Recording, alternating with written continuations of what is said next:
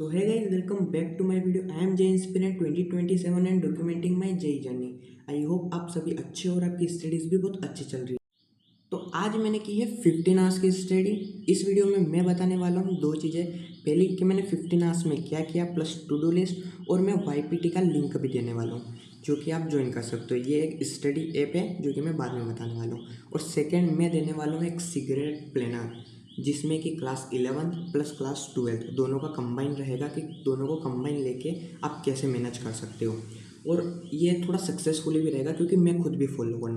तो सबसे पहले मैं बता देता हूँ YPT ऐप के बारे में। मैंने किया आज 15 आवर्स की स्टडी, और ये एक स्टडी टाइमर ऐप है जिसमें कि आप पूरा एडिट कर सकते हो। जैसे कि मैंने कर रखा है कि मैंने पूरे दिन में क्या किया है, कितनी देर क्वेश्चन प्रैक्टिस की है और क्या चीज़ें। इसमें मैंने बनाया सेक्टर JEE के नाम से ग्रुप, जिसकी लिंक मैंने चैनल डिस्क्रिप्शन में दे दी है, तो उसको ज्वाइन करना मत भूलना। और जो भी YPT यूज़ करता है वो तो ऑब्वियसली करना, और जो नहीं करता है वो ट्राई करना कि मतलब डाउनलोड करके एड ज्वाइन हो जाओ। उसमें ये रहेगा कि आपको पता रहेगा आप पूरे दिन कितना पढ़ रहे हो, और आपको जैसे जैसे कंपटीशन बढ़ता रहेगा ना वैसे। और इसमें अपन जो भी रहे, आप मेरे साथ भी कंपटीशन कर सकते हो कि कौन कितनी देर पढ़ रहा है। तो उसमें यही है कि आपका जो टाइमर है वो इंक्रीज़ होता रहेगा। और ग्रुप में चैट सेक्शन भी अवेलेबल है, वहाँ पे आपको कुछ भी पूछना है तो मेरे से पूछ सकते हो। तो लिंक चैनल डिस्क्रिप्शन में मैंने डाल दी है। अब आते हैं आज की टू डू लिस्ट पे कि मैंने 15 आवर्स में क्या किया है। तो यार मैं सुबह में उठ गया था 5 बजे। उसके बाद मैंने सबसे पहले रिवीजन किया। रिवीजन मैंने लगभग 1 आवर का किया। रिवीजन में मैंने सबसे पहले OC का रिवीजन किया, देन उसके बाद जो मैथ्स और इसके जो करंट के चैप्टर्स चल रहे हैं उनका रिवीजन भी किया। देन उसके बाद सबसे पहले मैंने OC की, जिसमें कि मैंने 30 क्वेश्चंस किए थे जो कि लाइव क्लास की थी। देन उसके बाद मैंने 11th की OC के क्वेश्चन लगाए थे नोमेनक्लेचर के। देन उसके बाद ये किया। फिर मैंने मैथ्स का सेकंड लेक्चर किया, मैथ्स का थर्ड लेक्चर, उन दोनों के होमवर्क। देन फिजिक्स का फिजिकल केमिस्ट्री का लेक्चर, देन फिजिकल केमिस्ट्री का थर्ड लेक्चर, देन उन दोनों के होमवर्क, देन फिजिक्स का लेक्चर किया। और फिजिक्स के लेक्चर में मैंने अच्छे खासे क्वेश्चन लगाए। मैथ्स में भी मैंने ऑलमोस्ट 45 क्वेश्चन लगाए, एंड फिजिकल केमिस्ट्री में मैंने 35 क्वेश्चन लगाए, और फिजिक्स में मैंने 20 क्वेश्चंस लगाए। तो मैंने ओवरऑल कल 130 क्वेश्चंस लगाए हैं, जो कि आप ये देख सकते हो कि मैंने यहाँ पे ऐसे सॉल्व किए थे इनको। और मैं बता दूं कि मैं कौन से सब्जेक्ट में कौन से टीचर से पढ़ रहा हूँ। तो मैं मैथ्स से कर रहा हूँ 2.0 से, और मैं फिजिकल केमिस्ट्री भी 2.0 से कर रहा हूँ क्योंकि इन दोनों में मेरा बैकलॉग हो गया था। तो मैथ्स में आशीष सर से कर रहा हूँ जो कि मैं अब ऑलमोस्ट लाइव पे आ चुका हूँ, और फिजिकल केमिस्ट्री में मैं लाइव पे आ चुका हूँ। तो इन दोनों पे मैं लाइव पे रहूँगा। उसी में पंकज सर से ही कर रहा हूँ जो कि मैं ऑलमोस्ट लाइव हूँ, और उसी में मेरे से बहुत अच्छे क्वेश्चंस बन रहे हैं। मतलब ऑलमोस्ट बोलो ना तो अभी तक का टोटल मेरे को समझ में आया है, और क्वेश्चंस भी मेरे से 80% लगे हैं।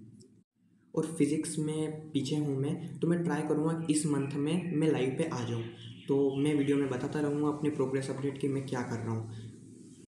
और अब मैं बताता हूँ सबसे बड़ी चीज़ कि मैंने 15 आवर्स कैसे पढ़ी थी। तो मैं सुबह में 5 बजे उठा। 5 बजे उठने के बाद रिवीजन मैंने 1 आवर का किया था। देन उसके बाद मैं कंटिन्यू 3 आवर पढ़ा था। तो मैं टोटल 4 आवर का स्लॉट लेके बैठा था। सुबह में क्या होता है ना कि अगर तुम बैठोगे ना तो ये रहेगा कि तुम एक लॉन्ग टाइम तक बैठ सकोगे, क्योंकि उस टाइम पे आपका जो माइंड रहता है ना वो थोड़ा शार्प रहता है। तो मैं सुबह में मैथ से प्रीफर करता हूँ। देन उसके बाद मैंने 4 आवर का जो है स्लॉट किया। देन उसके बाद मैं नीचे गया, मैंने नहाया, फिर रोटी वोटी खाई। देन उसके बाद मैं डबल ऊपर आया। देन मैंने 3 आवर का स्लॉट किया था। तो इससे क्या है कि 7 आवर्स अगर अब तुम सुबह में ही पढ़ लोगे ना तो तुम्हारा एक कॉन्फिडेंस भी बिल्ड होगा। देन उसके बाद तुमको दिन दिन में जो आलसी आती है ना वो नहीं आएगी, और ज़्यादा आगे करने की इच्छा होगी। देन उसके बाद मैं थोड़ी देर रेस्ट वेस्ट की थी, मैंने चाय वाय पी थी, नीचे से गया था, मतलब थोड़ा घूम के आया। देन उसके बाद मैंने डबल से 3 आवर का स्लॉट किया। देन उसके बाद जो लाइव क्लासेस स्टार्ट हुई थी तो मैंने लाइव क्लासेस की। देन उसके बाद OC को होमवर्क किया, और अभी नाइट में ये टाइम हो चुका है, लगभग अभी 11:30 के आसपास अराउंड हो गया है। और मैंने सुबह से 5 बजे तक का अभी तक 15 आवर्स के लिए, मतलब समझ सकते हो कि मैंने रोटी खाने में नहाने में 1 आवर वेस्ट किया है। देन रेस्ट मैंने 1 आवर की थी दिन में। देन 30 मिनट का ब्रेक लिया था लाइव लेक्चर्स के बाद। देन उसके बाद में मैंने नाइट में सिर्फ रोटी खाने के लिए 40 मिनट का ब्रेक लिया बस। और इसके अलावा मैंने ब्रेक नहीं लिया। मैं पूरा दिन टेबल पे हूँ। और ये टाइमर ऐसा नहीं है कि मैंने पूरा इफेक्टिवली पढ़ा है। ये ऐसा है कि अगर मैंने 15 आवर्स पढ़े हैं ना तो मेरे 12 आवर इफेक्टिव है। मतलब मैं 15 आवर टेबल पे बैठा हुआ रहा, ये टाइमर शो करता है। तो अगर आप मतलब पढ़ोगे ना तो अगर ऐसा है ना कि अगर टाइम ज़्यादा कंज्यूम हो रहा है, कम कर रहे हो, तो उसको धीरे धीरे इंक्रीज़ करने की कोशिश करो। मैं भी वही कर रहा हूँ और अपनी प्रोग्रेस अपडेट देता जा रहा हूँ।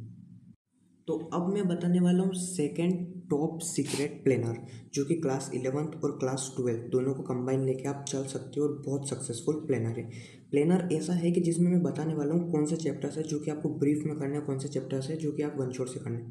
यार देखो, सबसे पहले मैं ये बता देता हूँ कि जो क्लास मतलब जो एग्ज़ाम का लेवल जा रहा है ना, वो बहुत ऊपर जा रहा है। जैसे कि आप देख सकते हो 2026, 2024 और 25, इनमें देख सकते हो प्रीवियस 3 ईयर में कि क्वेश्चंस के लेवल है वो कितने राइज हो गए। तो यार आप क्लास 11th का देख लोगे और अगर उनको वन शॉट से कंप्लीट कर रहे हो तो 100% है कि वन शॉट से आपको थ्योरी मिल जाएगी। देन उसके बाद में आपको टफ थ्योरी कभी नहीं मिलेगी वहाँ से।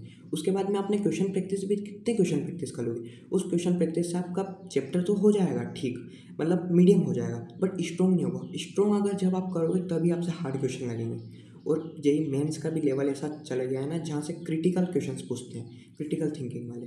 तो यार ये सोचना तो बिल्कुल मना है कि वन शॉट से हो जाएगा। बाकी वन शॉट से तो करना होगा, क्योंकि अभी 6 मंथ्स बचे हैं। अगर कोई अर्जुना का बच्चा सुन रहा है या फिर कोई वो बच्चा सुन रहा है जो अभी जिसकी एग्ज़ाम लेट है, तो यार वो तो मतलब जो मैं चैप्टर्स बताऊँगा उनको तो पूरा अच्छे से करे या फिर उनकी क्वेश्चन पेपर ज़्यादा करे। और जो अभी लक्ष्य में है जिनके मतलब 6 मंथ ही बचे जो मेरे साथ हैं, वो यार इन चैप्टर्स को बहुत मतलब ब्रीफ में करें। बहुत ब्रीफ में नहीं, मैं बता दूंगा कि कहाँ से करना है, कौन से चैप्टर्स करने हैं। तो यार मैं डायरेक्ट बता ही देता हूँ कि कौन से चैप्टर्स करने हैं। तो ये है वो लिस्ट जिसमें मैथ्स में क्वाड्रेटिक इक्वेशन, ट्रिगो, ये मतलब दोनों चैप्टर्स ऐसे हैं जो कि पूरी मैथ्स में यूज़ होते हैं 11th+12।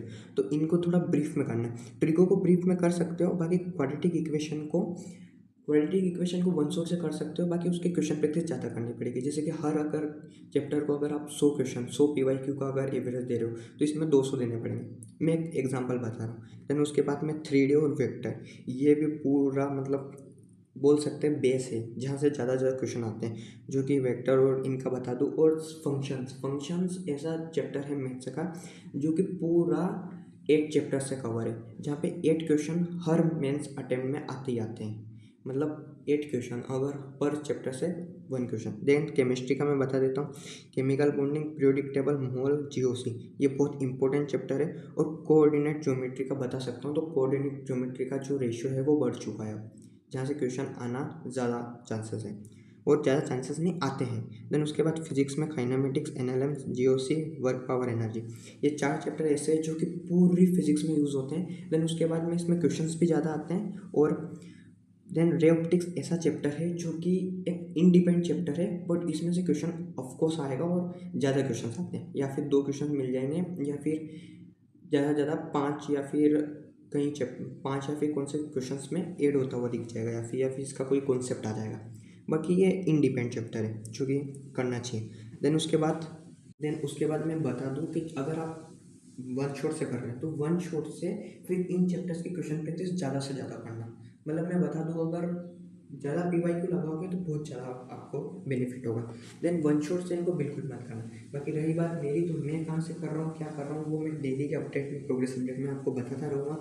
तो तो जो 12th के हैं वो 12th को लाइव में देनी है। बाकी जो मतलब अभी 11th के चैप्टर्स हैं, 11th के चैप्टर के इनको ब्रीफ में मैं करने वाला हूँ। तो ब्रीफ में मैं कहाँ से करूँगा, जैसे कि मैं बता दूँ अर्जुना 3.0 में MST सर ने करवाया। तो फिजिक्स में तो kinematics, NLM, COM, work power energy, ये चारों चैप्टर वहाँ से ब्रीफ में करने होंगे। रे ऑप्टिक्स एक इंडिपेंडेंट चैप्टर है। देन उसके बाद मैथ्स, क्वाड्रेटिक इक्वेशन, और ये तो वन शॉट से भी कर सकते हो, मैथ्स को वन शॉट से कर सकते हो।